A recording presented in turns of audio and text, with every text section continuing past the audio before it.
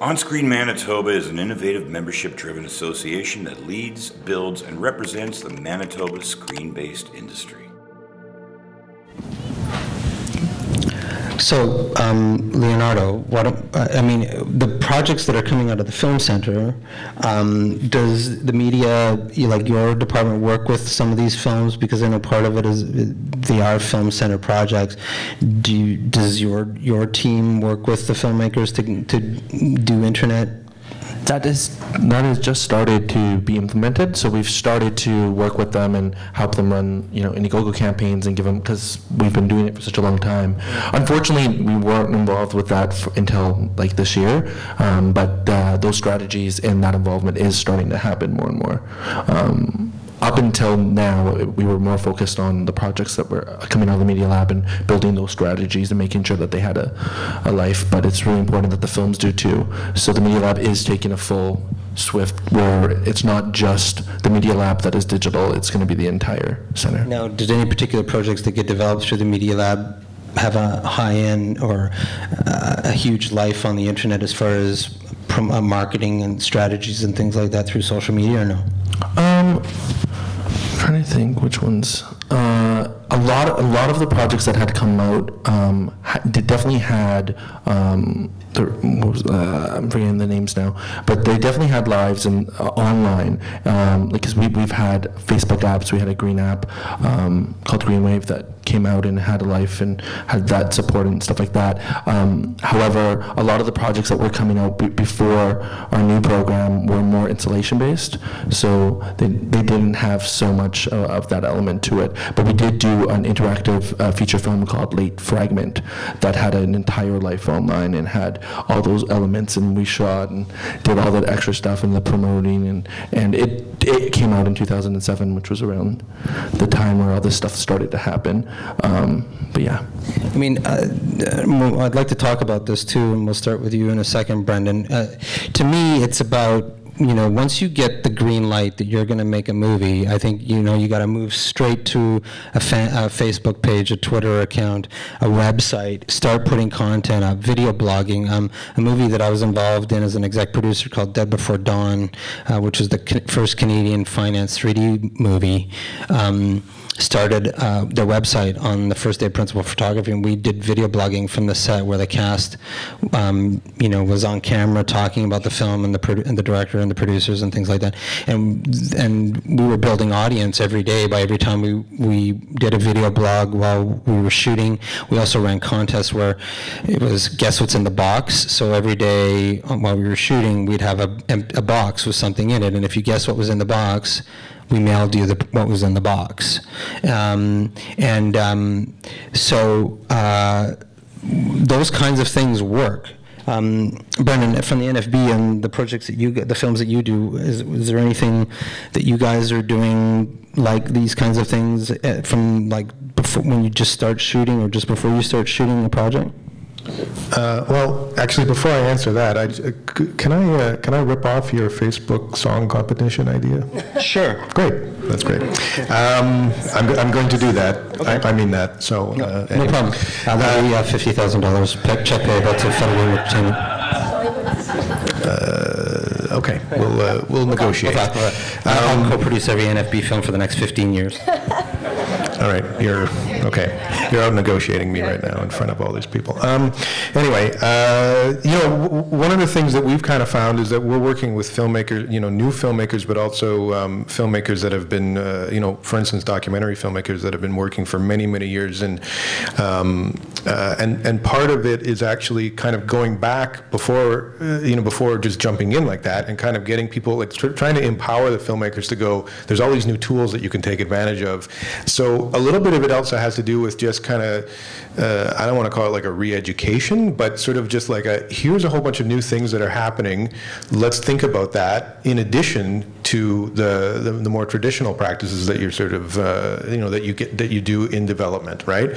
So it's a little bit about, it is about educating our own filmmakers to be able to take advantage of those things before we even get to what those things are, and then have that conversation, and then start to think, okay, well, here's some of the things that we've done, here's some of the things that are out there, you need to be thinking this way as much as possible. So, that would probably be my best answer to that question. All right. Awesome. Muriel? Since I think the biggest topic today, for me anyways, in terms of engaging and starting early on is, it might be obvious to everybody in this room, but it's knowing your audience. I mean, as a sales agent or as a filmmaker, you want to know your audience. Who is your audience for your film? What category, what genre does your film fall under? Is it thriller, suspense, comedy?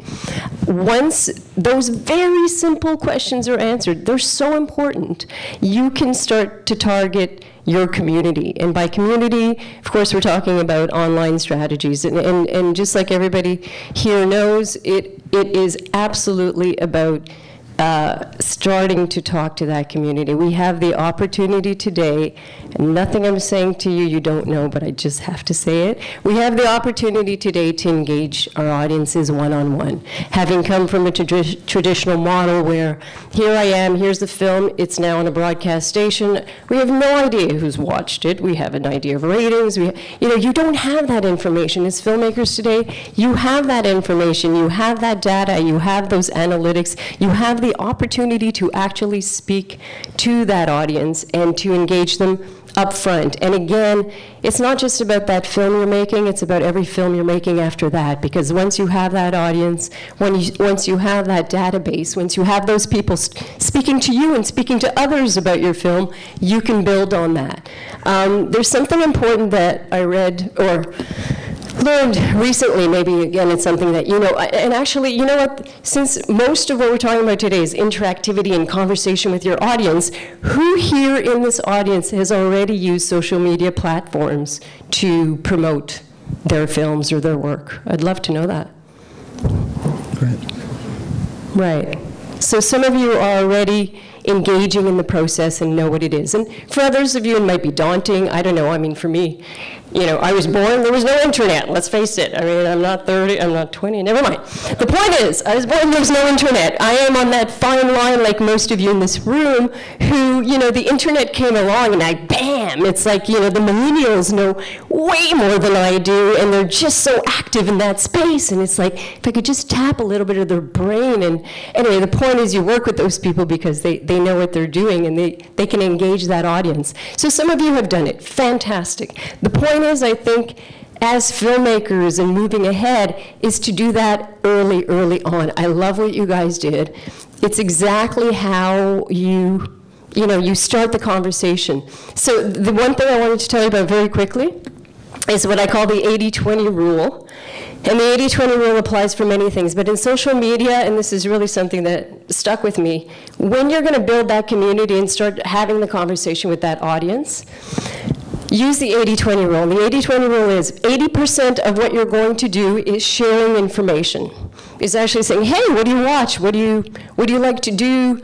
If it's a sci-fi film, you're a sci-fi fan, which movies are your favorite? Just engaging, sharing, and creating that kind of relationship. The 20% is actually the promotion. It's like, hey, look at my film, or can you come to my film? And it's actually what people refer to as the spamming. I mean, that's the part of, you're kind of putting it out there to stick, but once you've engaged them and have the relationship, you can actually start promoting your content. You can actually start asking them to do something for you. So the 80 is the participatory, the 20 is the, the taking or whatever you want to call it. So think of it that way. It's a really cool way maybe to start promotion where social media is concerned. What's your opening line for engaging with a new audience? My opening line? Curious. That's a good question.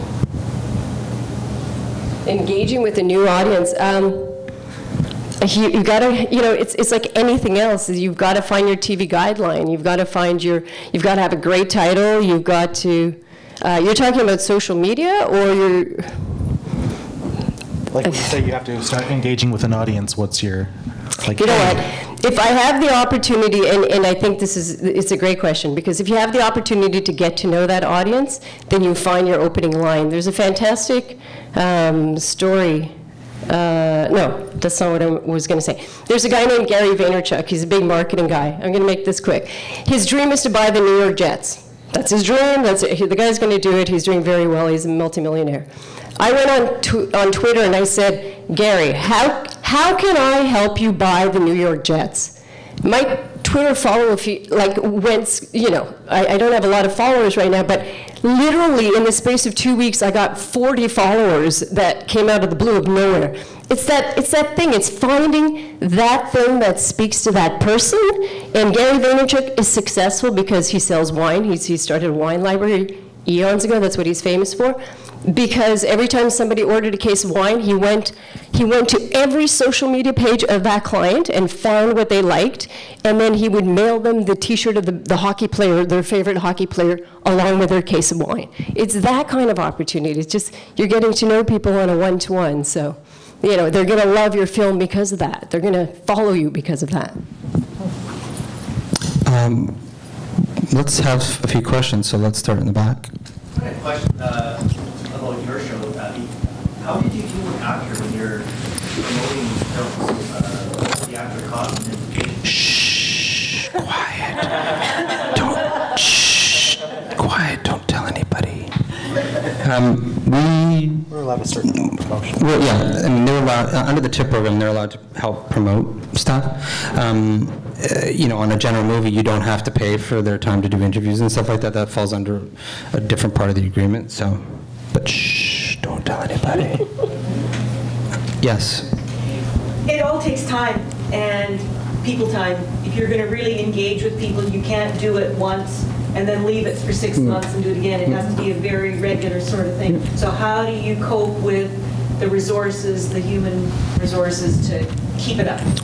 Everyone goes to the bathroom. I mean, when you take your BlackBerry to the bathroom and, you have 5 minutes. I do. Absolutely. I mean, it's when you're on the bus. My girlfriend hates me for that, too. Yeah. I mean, we didn't stop. The point is, the train's moving.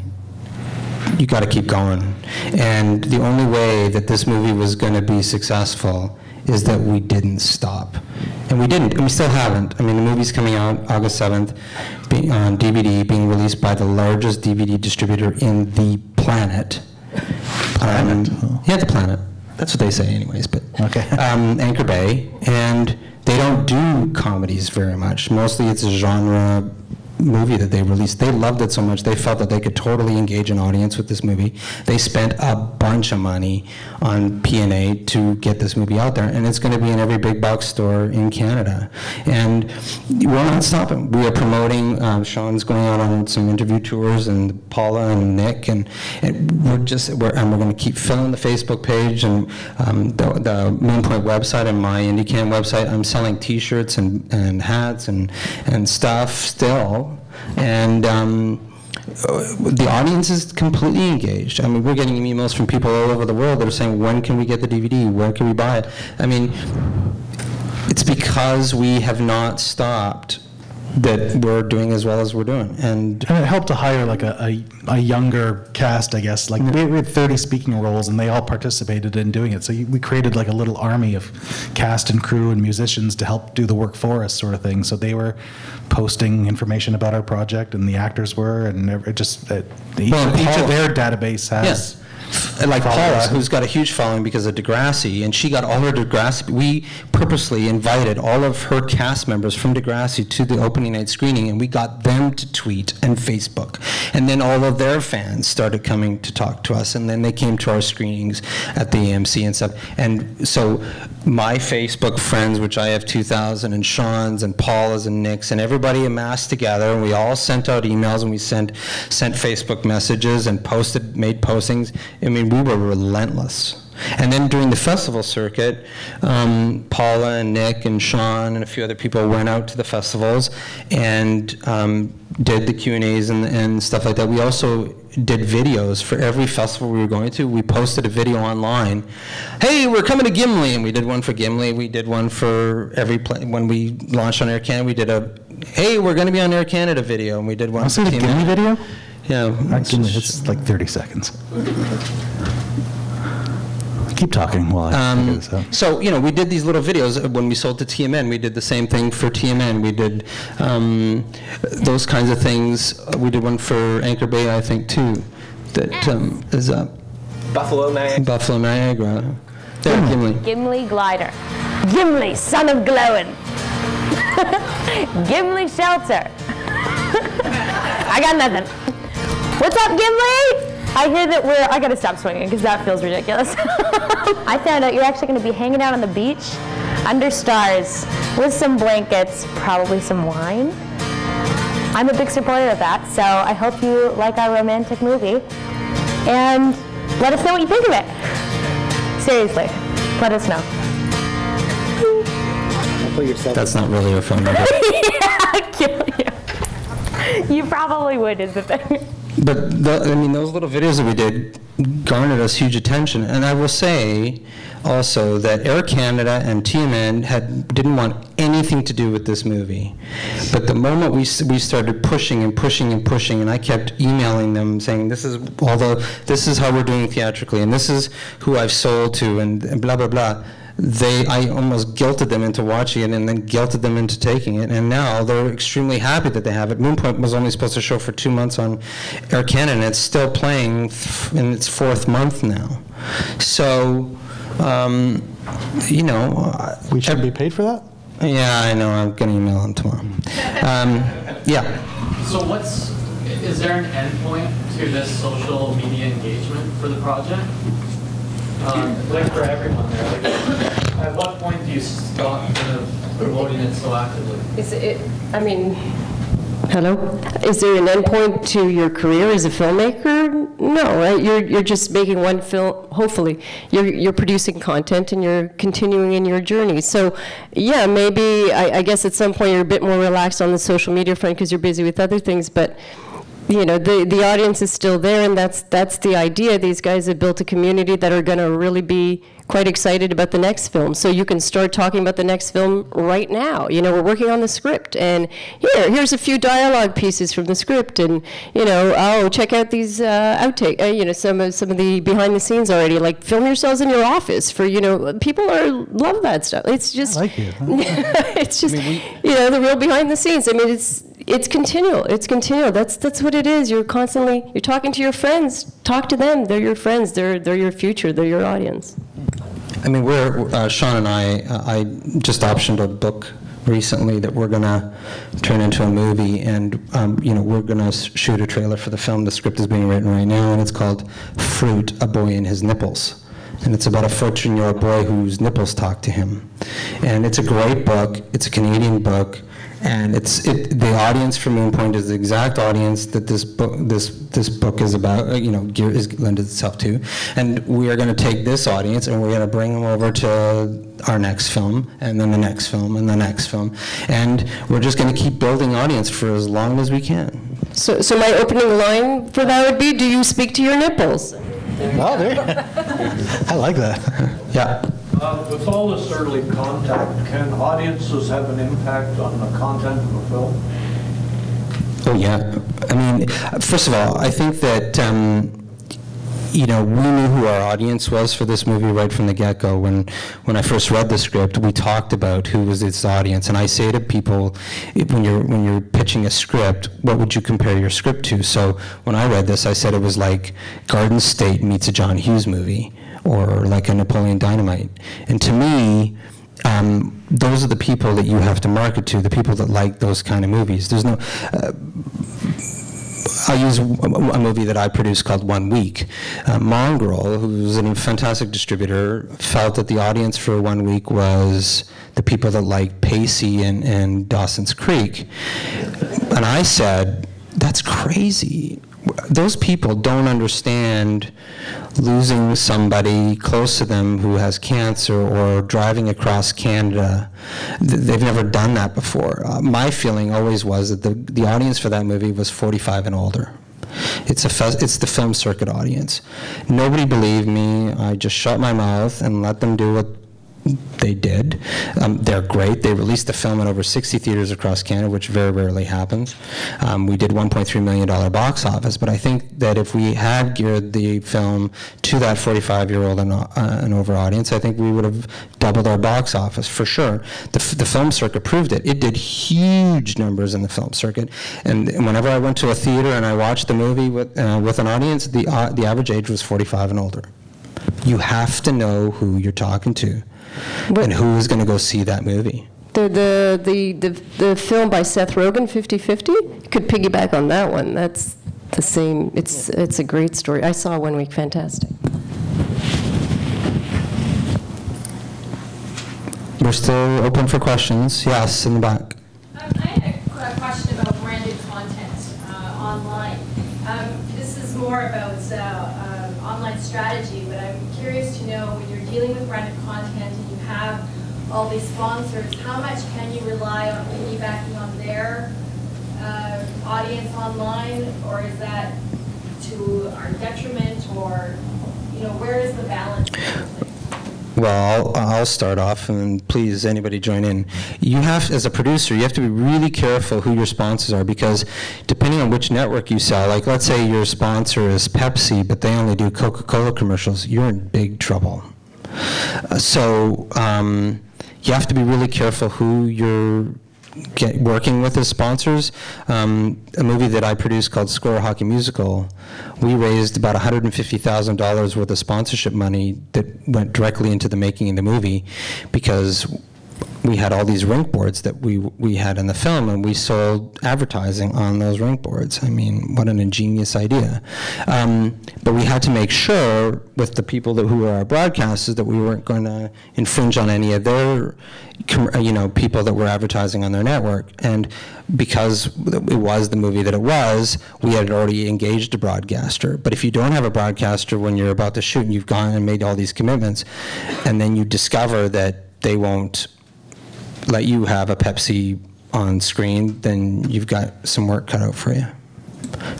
Do you mean branded content for online, or like short form and all that? Okay. Well, in the case of Leap Year, which is a good example from Wilson Cleveland, the brand that paid for the entire thing is Hiscox Insurance. Hiscox Insurance is a company out of the UK, small business insurance company that wanted to get exposure in the US. So what they did is they built a storyline of a small business takeoff with all these amazing actors. They have cameos from everybody in that series.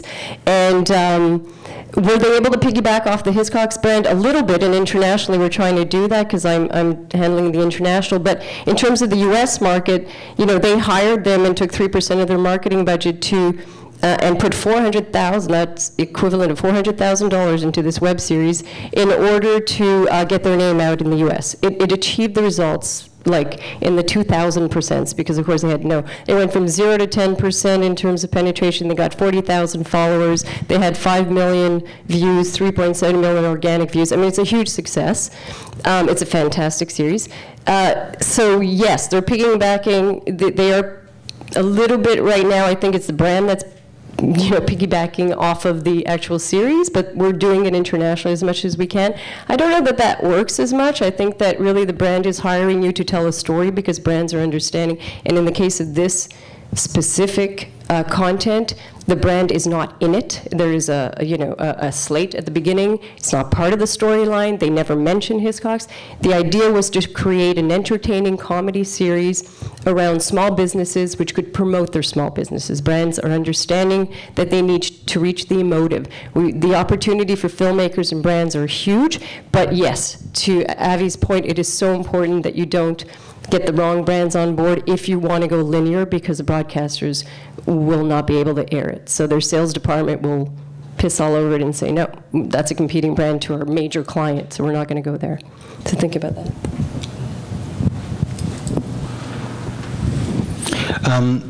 As far where do you think the NFB is going now? What's the next steps, do you think, for social media, internet, things like that? Brendon? Well, I think what's happening right now, what I can see is a lot of our more traditional projects are kind of given the digital treatment. We had a project in Winnipeg right now. It's an animated short, and the intention, of course, was to roll it out as a very typical linear animated short film. And we started looking at it and thinking to ourselves, is there any way we could have some kind of it's sort of about, I don't know how much of this I can tell you, but it's a little bit to do with cloning. And we kind of thought, there's a little bit of a science fiction-y kind of thing there. It's kind of lighthearted. I wonder, is there any kind of, we just started riffing on ideas. And so then we took it and we worked with a third-party company that does digital projects. And we just sat for an afternoon and kind of talked about the project and talked about the story. And, for me, these kinds of ideas always come from the story anyway, right? I mean, everything that we do, we're already sort of thinking about these things at any rate, budget, schedule, all those things come from the story. You can't have any of that until you know what the story is, right? I mean, even when we're watching the Moon Point kind of stuff, all those extras that you did have a sort of an irreverent kind of a feel to them. So I'm assuming, of course, then that the tone of the film itself has a bit of a lighthearted, sort of comedic, irreverent kind of feeling, right? So it's all directly inspired from the story. So for us, we kind of looked at it and we started thinking, cloning. Okay, so you've got, multiple copies of the same thing. And we started thinking, well, how can we kind of riff on that a little bit? Where can we go with that idea and help it to lend itself to a digital idea? So now what we've looked at is, okay, you got multiple copies. Could we find a way perhaps to actually tell this story on multiple screens? And what I mean by that is actually split up the film itself so that if, Joanne, if you've got your iPad there, you're seeing part of the story, and we've got another, someone's got a smartphone in the room and they're seeing a little part of the story, and then maybe, you're sitting on the bus and you actually sit down beside each other and your Bluetooth goes off and says someone else is watching this film right now. I could watch it with them, and you sit down with that person and start to interact, and you both see parts of the story kind of coming together to tell the whole. So just throwing around ideas like that, just an afternoon of brainstorming gave us just what we thought was a really interesting idea. So now we're going to prototype with that. And it's gone from the filmmaker thinking, I'm going to do a very traditional linear style project to, whoa, there's a whole way here that's coming from the theme of the project itself that I could tell this and reach a larger audience. So, for us, again, it's about exploration, right? And again, I mean, just to answer your earlier question, Joanna, I really just think that everything comes from the story, right? And a lot of the stuff we're already doing it anyway. So it's just about adding, okay, here's one more thing that we need to think about, but we've already trained ourselves to think that way, right? We take the script, you read it once for the creative, and you go, okay, is this something I want to do? And then as a producer, you look at it and go, okay, now I've got to put my producer hat on and start breaking down all the logistics of it, right? Why not just go, here's one more thing I'm going to think about, which is what are all the things that are going to come out of the story that I can do, like we've seen with Moon Point now, that can go along. So you're just sort of adding one more column of things to do, and then you just, you train yourself or retrain yourself to go, okay, here's all these items that I'm going to do to break everything down. Here's all the items that I'm going to do for marketing. Here's all these extra components that I can get that are just kind of come to me out of the script, right? So we don't need to reinvent the wheel to try to go, what are all these other people doing, and how can I kind of like have a cool, thing, an app or whatever, right? Just go right back to our traditional thinking of, I look at the script, ideas come to me from the script, they tell me how to make this film. Yes. But another question for Leonardo. Can you explain a little bit more about the process for Idea Boost, and what does a person have to do to be a booster? Is it just a matter of I like you, or I'm going to follow you, or do they have to do something new? So for Idea Boost, the voting process, so you can like or tweet, and that's just liking and tweeting. Boosting is literally all you're doing is putting your email and your name, and then from there, once the project gets in, we'll contact you to be part of that company's Facebook platform, which is a portal that's going to be able to give you tidbits, like little videos and information of what's going on, and also use you as the audience tester and help develop the project going on. A friend of mine did this TV series for the internet a little while ago, which I thought was an ingenious idea, and it ended up paying off. His name is Martin Wood, and some of you may or may not know of him. He was born and raised in Edmonton and moved to Vancouver and had directed over 61 episodes of Stargate SG-1. And he and a few of his friends from the series came up with this idea of developing this web series called Sanctuary. And they raised some independent money. I think they raised like $3 million of private money. Part of that came from a very high-tech web developer in Vancouver, and they developed this web series called Sanctuary. And they used some of the same actors from Stargate and some of the crew, and shot about a bunch of episodes. And they put they started a website. They put the trailer up for the series, and they got over 1 million hits. From that, they put up the episodes in 15-minute segments for, I think it was $1.99 a 15-minute segment. So if you wanted to watch the full episode, it cost you 4 times $1.99. The series on the web exploded. Why? Because they knew who their audience was. Geeks, science fiction people who roam the internet all day long. They crave for anything Star Trek, Stargate, anything. The series is so successful on the internet that Sci-Fi Channel approached them. Not only did they buy the entire web series, they stitched it all together and they showed it on Sci-Fi season 1, but they also completely financed for television season 2. I think we're going to see a lot of that. I think we're going to see web series that are going to start on the internet as great little ideas, be it sci-fi related or tween-teen related, which are the 2 biggest users of the internet, and that networks are going to see these, and the creators of this content are obviously showing this content to the broadcasters, and they see their audience is already there, right? That they've built this audience of fans, so that the broadcasters are buying a series that they didn't even have to promote. That all the promotion has already been done, and I think that I myself am trying to develop things like this. I have a lot of friends that are also looking at this model. I'm interested to hear what the rest of you have to say about that. Leonardo, maybe you start. Actually, I just finished producing a web series called Prison Dancer, and the project started off at, it's really about thinking outside the box, and like you guys are saying, thinking about that story and where that story can lead you. And this project, I don't know if a lot of you guys have seen the viral video on the web of the prison dancers in the Philippines dancing to Michael Jackson's Thriller. But so the original writers saw this, and they made like a workshop play for Summer Works in Toronto. And then my boss, Anna Serrano, and I, away from the CFC, saw this, and we decided that we wanted to bring this into a web series that would have a life to go to Broadway. So we brought it onto the web. We pushed it. We sent out the first teaser. It went over 100,000 views. We started to get a big following in the Philippines. And understanding who your market is and understanding who you're targeting is so important. And we did that. And now the web series has about over 500,000 views.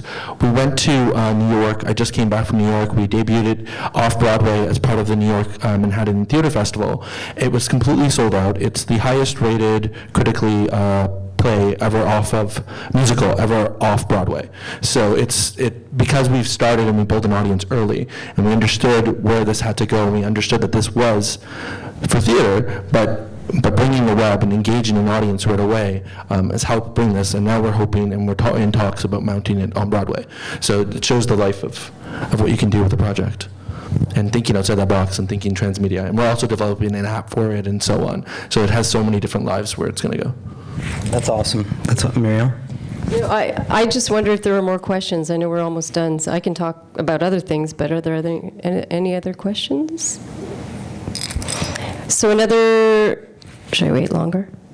Sometimes you wait long enough. Really? Okay. Another example of what you were talking about, Avi, is Goodnight Burbank. I don't know if some of you know that story, but it was a web series producers out of the U.S., out of his garage, some kind of like Anchor's comedy series, you know, do an anchor show. 2 years, web series, had a lot of followers, and got onto Hulu. Very good platform for web series. 2 days later, Mark Cuban, I always call him the wrong thing. Mark Cuban saw the series. He owns HDNet in the U.S. and many other things, and called them up, literally called the guy up and said, okay, let's do this into a TV series for my channel, and finance the whole thing. Dream, yes, but it is happening more and more. That's the importance of an audience right there. You know, as broadcasters, I mean, the broadcasters, I can almost say this assuredly, but I'm nervous to say it at the same time. I should hope, and I think they do, especially in Canada, I know they do in the US, that they have somebody internally who is just on YouTube or wherever social media platform is and looking at content and saying, look at these followers, look at this content, look at this storyline. This would make great stuff for a channel, you know, and they're finding a lot of talent that way. So the idea of protecting, you know, for future films and stuff, there is a strategy. I mean, we are talking here about, you know, you're starting, go, find your audience, put it out there. You're only trying to find the audience to get them hyped up about the final product. But of course, the broadcasters still want to be the first one, if they're involved, to air the big thing, the movie or the pilot or the actual drama series. So be careful, you know, spreading it across the web can work against you, but for the most part, I think hopefully we made it clear that you're just trying to use the web to create a fan base for it. And because that fan base exists, then of course, I mean, what is anybody looking for is just audiences, audiences, audiences. Advertisers want audiences, broadcasters want audiences, linear platforms want audiences. That's what you're trying to do. Brendon, do you have anything to add? No, I'm tapped out. No, I'm kidding. No. This is, I think, reasonably relevant. I was just wondering, in your experience when publishing on the web, have you had any experience doing brand placements or having organizations that are, companies that are looking to partner with that original content, and how you maybe develop some of those relationships? There are companies out there now that are working with big name brands, and they're looking to find ways to advertise on the internet.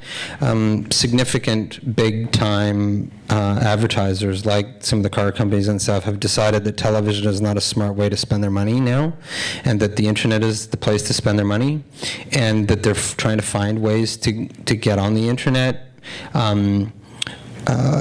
Certain websites have geared themselves towards attracting big name brands to their website to help draw in traffic, or that the traffic is so huge that they can attract, their audience sees this advertising, which in the advertiser's mind turns into big time dollars for them. So it depends on what your content is. And if they see that there's a marriage made in heaven for them and you, then they're the ones that you have to convince, the advertisers, not you. I mean. Right. And is it generally happening through a broker, or is it happening like right B2B? It's slow. Yeah. Okay. I think you have to. I mean, if they knew that you had a big name in your film, that you know that name's audience would come to see your site, then that would turn into money for them. For the most part, you're still dealing with the agencies. Like, you can't even get to the brand, and the agencies are. It's changing. Like, it's really, we're at the cusp of it changing, but it's still, from all the filmmakers, producers I've spoken to who are trying that model, you know, the agencies get in the way. They're still after the big advertising dollars in the traditional media platforms. So, but you do see great examples of that happening in that space. So start having the conversation. I mean, you're already doing it. You mentioned that. So. I mean, I think too that it's important to talk, and we haven't touched on this, that it's my philosophy that social media advertising is way more important than conventional radio ads, TV ads, newspaper ads. I mean, the money that you would spend on an ad in, let's say, the Toronto Star or the Winnipeg Free Press or whatever, to put a picture of your poster in that newspaper is so astronomical that I would rather spend that money on having a bunch of internet gurus combing the internet and passing the word around and probably hitting way more people than putting that money into one ad. It's not worth it. And I don't think people read the newspaper as much anymore, and there's a lot of people not watching television, right, Stephanie? So I think that you have to be smart about how you're spending your P&A dollars now. It's I mean, the big distributors get to 75% of their money back from telefilm for spending the money, but do they necessarily spend it wisely? Did they ever consult with the filmmakers about what their marketing plan is? 9 times out of 10, no. I think you as a filmmaker need to know what your distributor is doing with your movie. And if they're not willing to tell you, then why do you want to be with them? It's your baby. You've invested all these years, and the last thing you want to do is somebody to ruin your coming out party. So we only have 5 minutes left. I encourage you, please ask as many questions as you can to the panel, these experts who have a lot to say, great things about the internet and social media, and so please ask away. If not, you're going to force me to sing and dance, and I really don't want to do that. Or maybe I'll bring Daniel up here. Do you guys have a lot of success on Instagram? We've done, well, I mean, a lot of the pictures that we took was through Instagram, wasn't it? For That's your niche, right? That age group. Yeah, our social media guy that we hired is doing that for us. We're a generation above him, but he goes out with his camera and does those photos and post them. He has just the Instagram page, but we handle the video content, and we sort of divvied up platforms and responsibilities. I mean, he did some really interesting things I've never seen before. Like, he had this mini projector that he projected the trailer of the movie from his iPhone through this mini projector onto a huge wall outside of the Yonge and Dundas cinema. And a couple of people that came and saw the movie said, "What did you come?" And they said, "Well, we saw this cool trailer outside on Yonge and Dundas of this trailer, and we thought we'd go check it out." I mean, just the guy's a genius. I mean, I wish I could, have a ton of those kinds of people as my friends, because the work that he did and the people that he reached out was unbelievable. The bloggers and everybody there's so many people reviewing movies on the internet in Canada. It's shocking. I didn't realize until we released Moonpoint how many people are talking about Canadian films in our country. There's an amazing website called Press+One. If you ever get a chance, check it out. It's really, really great. I'm working with a woman right now. We're trying to create a version of movie television, which used to be on City TV every week. That show is solely designed for Canadian cinema.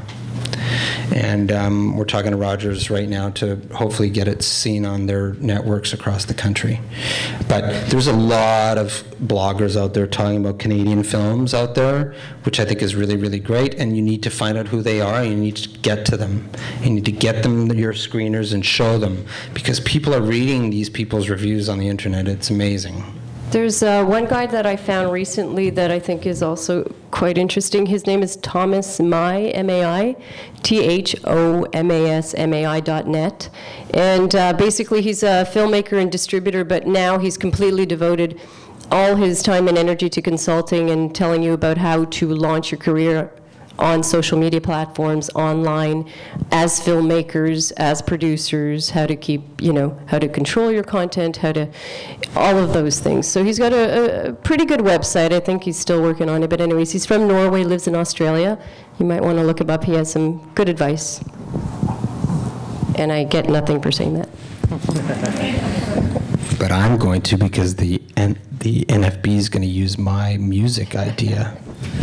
All right, well, if nobody else has anything left to say, thank you for listening, and we're happy to talk to you afterwards. And come and check out Moonpoint at 3 o'clock down the street. You'll see the film that made us superstars, right?